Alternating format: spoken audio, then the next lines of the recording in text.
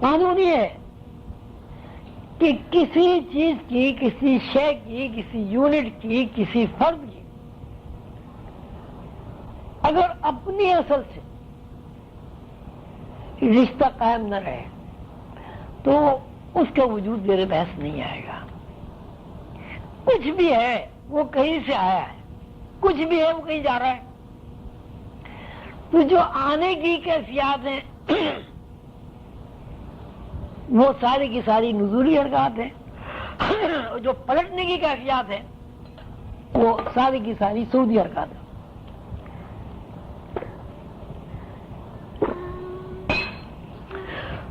اس کی مثال یوں ہے کہ ایک بچہ پیدا ہوتا ہے،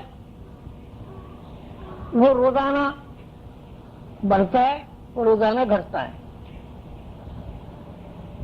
تو گھٹنا جو ہے اس کا وہ صعودی حرکت ہو گئی، اور بڑھنا جو ہے اس کا وہ نزولی حرکت ہو گئی۔ تو نزول اور صعود سانس کے دو رخ ہیں، انہی دو رخوں پر ساری زندگی کا دار و مدار ہے، انہی دو رخوں پر سارے علوم کی بنیاد ہے، چاہے وہ مادی علوم ہو اور چاہے وہ روحانی علوم ہے۔ جتنے بھی خیالات، تصورات، احساسات بنتے ہیں وہ بھی سانس کے اوپر قائم ہے۔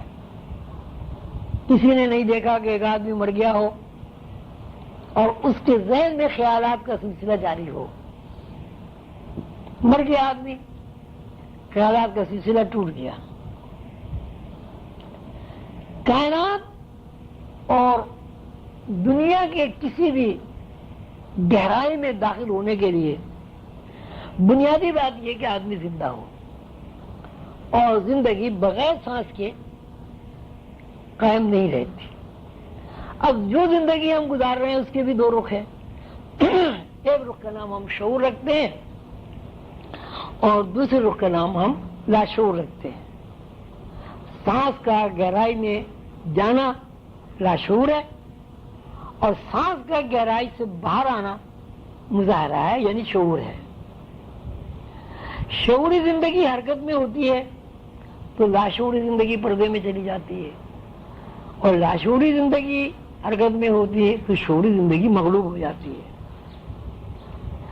اس قانون سے باخبر ہونے کے لیے ضروری ہے کہ ہم سانس کے صعودی اور نزولی، سانس کی صعودی اور نزولی حرکت سے واقف ہوں، اور ہم اس بات کو جان لیں کہ سانس کا گہرائی میں آنا جو ہے وہ سب کا سب صعود ہے، اور سانس کا باہر نکلنا جو ہے وہ سب کا سب مظاہرہ ہے۔ کیونکہ سانس کا گہرائی میں جانا سب کا سب صعود ہے، اس لیے اگر سانس کی مشق کے ذریعے سانس کو گہرائی میں روک لیا جائے اور اس کی پریکٹس کر لیا جائے تو سانس روکنے کی جتنے بھی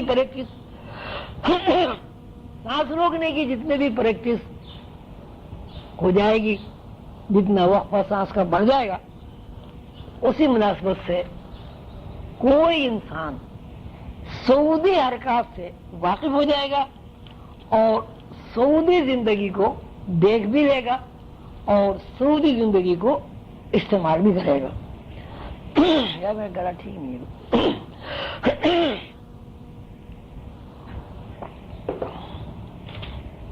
بس اب یہ سمجھنا سانس کا، اور کیا ہے کسی کو کوئی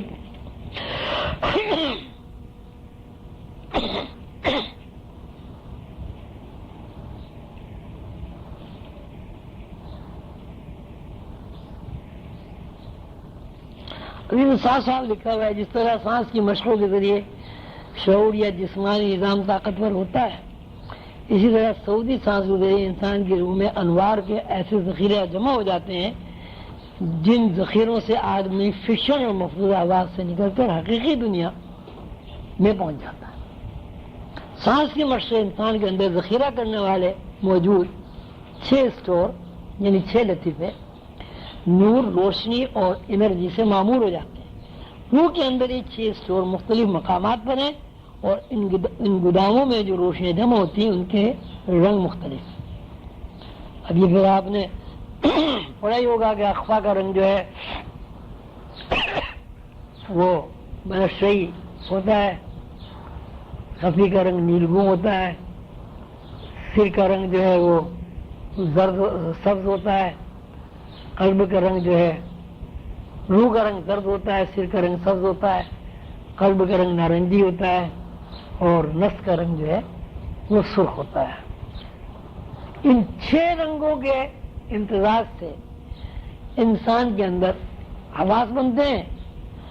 اب جہاں جہاں روشنیوں کا غلبہ زیادہ ہو جاتا ہے اسی حساب سے آدمی کا مزاج بن جاتا ہے۔ مثلا اگر کسی آدمی کے اندر سرخ رنگ کا غلبہ زیادہ ہو جائے تو وہ چڑچڑا ہو جائے گا، غصہ اس کو زیادہ آئے گا۔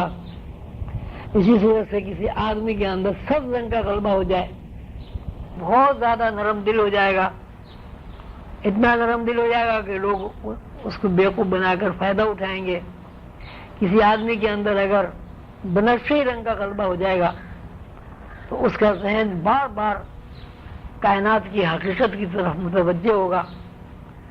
اگر کسی آدمی کے اندر نیل گون رنگ کی طرف زیادہ توجہ ہو جائے تو اس کا ذہن کائناتی ریکارڈ کی طرف زیادہ جائے گا۔ کائنات میں کا جو ریکارڈ ہے پورا کتاب المبین کا 30 کروڑ جو لوح محفوظ ہیں، 30 کروڑ جو کائنات ہیں، ان کے بارے میں اس کے سوچ بچار از خود اس کے ذہن میں آئے گا۔ اسی صورت سے اگر کسی آدمی کے اندر نارنجی رنگ کا غلبہ ہو جائے گا تو اس کے اندر شہودی کیفیت جو ہے وہ بڑھ جائے گی۔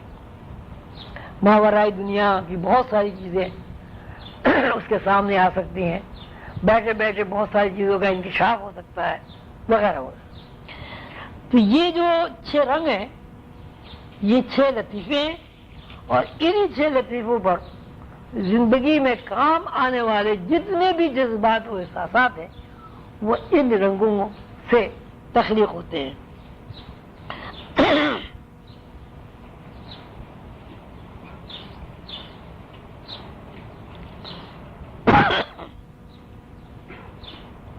اس میں ایک بات یہ بھی بتائی گئی ہے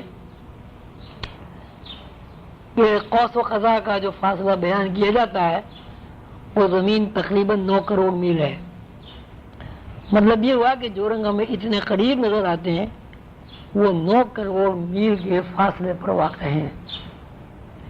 اس کا مطلب یہ ہوا کہ جو انسان بھی قوس و قزح دیکھتا ہے وہ دراصل 9 کروڑ میل دور دیکھتا ہے۔